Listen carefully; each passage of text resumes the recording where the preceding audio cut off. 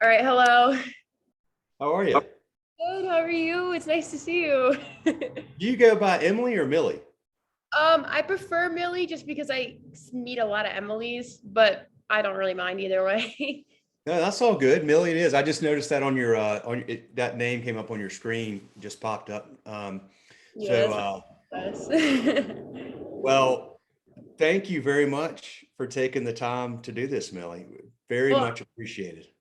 I don't know how I could say no. I mean, you were so sweet. I've never had something like this happen to me, so I just really appreciate it.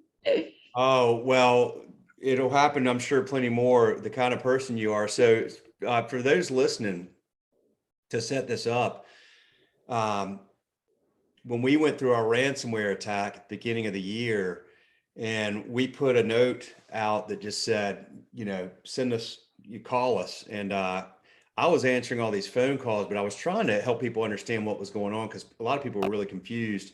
But the site was down and we were just getting bombarded with calls. And there were most people were pretty positive or understanding. There were certainly our share of folks that weren't too happy. But then I was completely exhausted and going through just dozens and dozens of voicemails nonstop. And every time I'd clear out my voicemails, they'd be full again.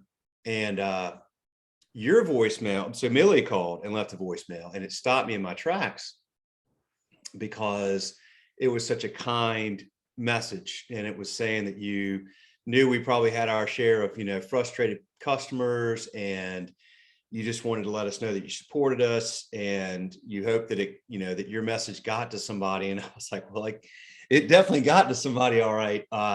And we've communicated since then, but man, I have, to this day, I have two voicemails that are saved. One is from my son 3 years ago, and the other one is the one you left. And I won't delete that because it was such a meaningful message. It's such a scary time for us. And the fact that you took the time to do that was just huge, Millie. And it really, to me, one of the reasons it was just so meaningful is because we serve the hospitality industry. That's who we love to serve, and we're very grateful for that. And hospitality means how you make people feel, and that's what that is. What you did is hospitality. So that's just such a amazing thing to do, to take the time, particularly in light of what was happening, and make that phone call. So I'm just glad to have a chance to, we've communicated through Instagram, but I'm glad a chance to look you in the eyes and say thank you, because it's really cool that you did that. Oh God, thank you. I mean, I like I said, I like sent my message out and I was like, I hope somebody gets this. I'm used to companies being like, thank you, we got your message, but you were above and beyond. You played the voicemail on tape for people. You sent me in a personal like thank you. You sent me merch, which was super nice, and the people at my job also love them. So that's also Oh, good. and you got me on this podcast. I could not be more grateful. Well, so then so tell me about yourself. I think you mentioned in the voicemail that you have been in the hospitality business for 5 years now, right? So Yep. give me your story. So I live in Philly now. I go to Temple.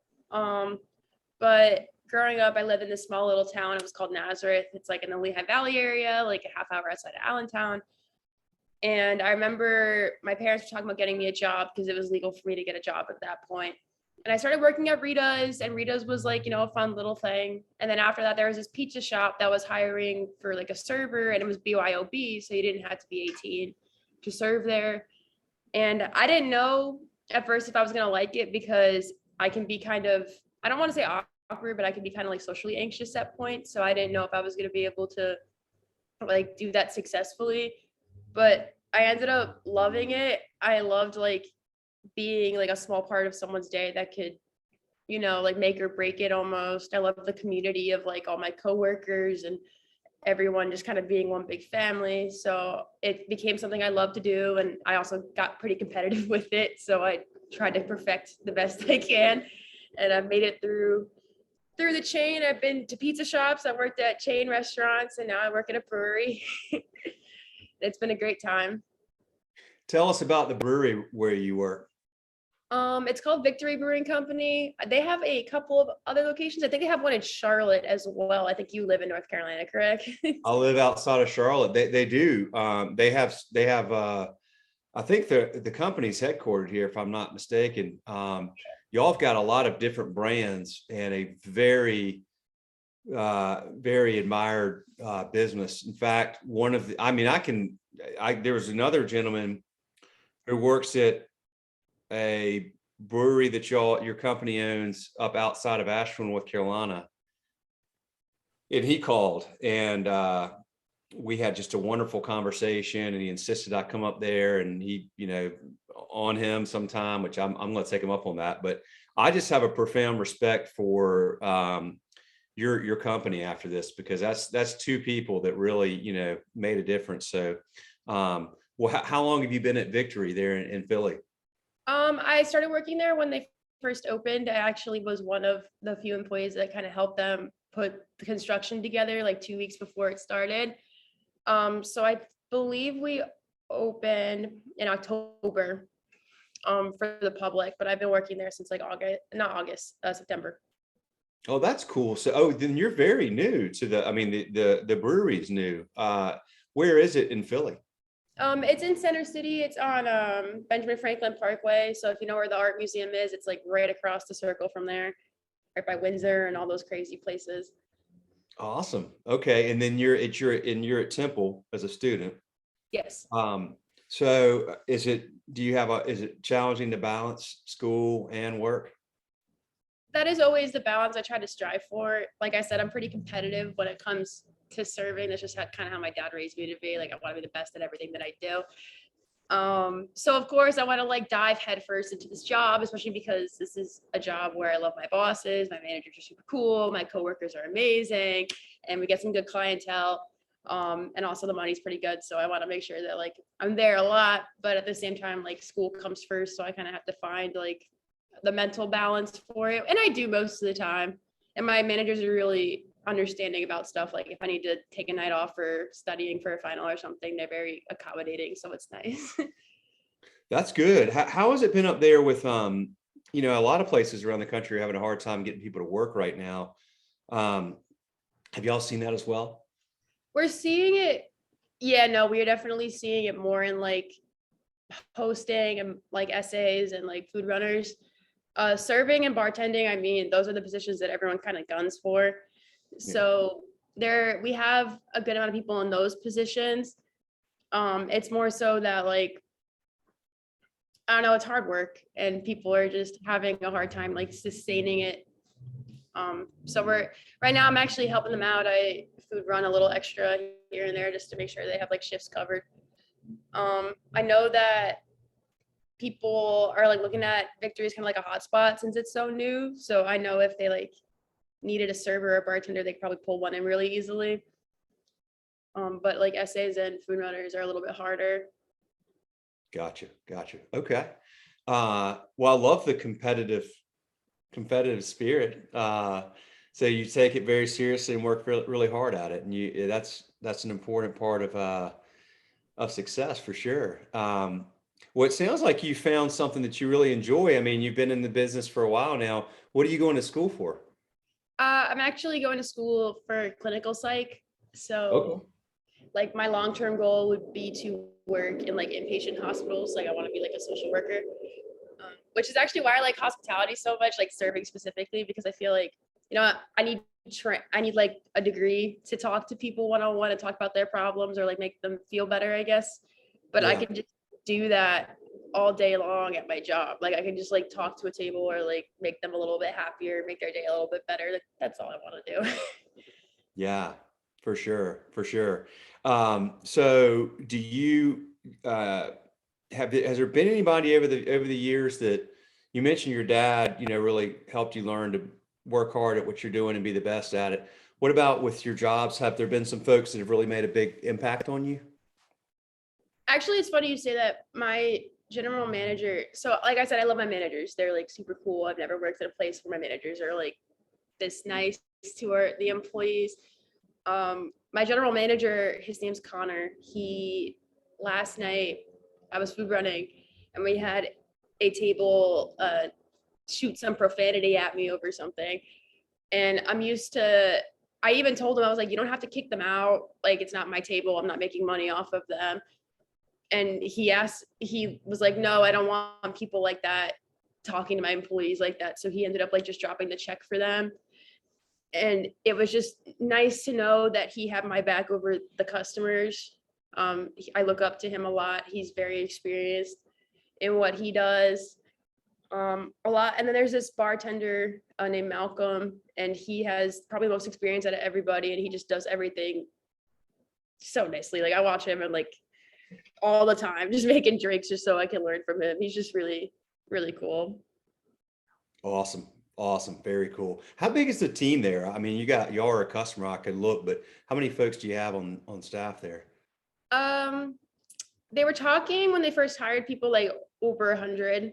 Yeah. I think like 80 to 100 would probably be like the best bet right now. Because we had people drop off after we opened up, and they decided that they needed to move on, which is fine. Yeah. But it is a pretty big staff there. What that thing hanging on the wall behind you, what does that signify? Yeah. It doesn't signify anything really. It's like, I like tapestries. Very cool. I like it.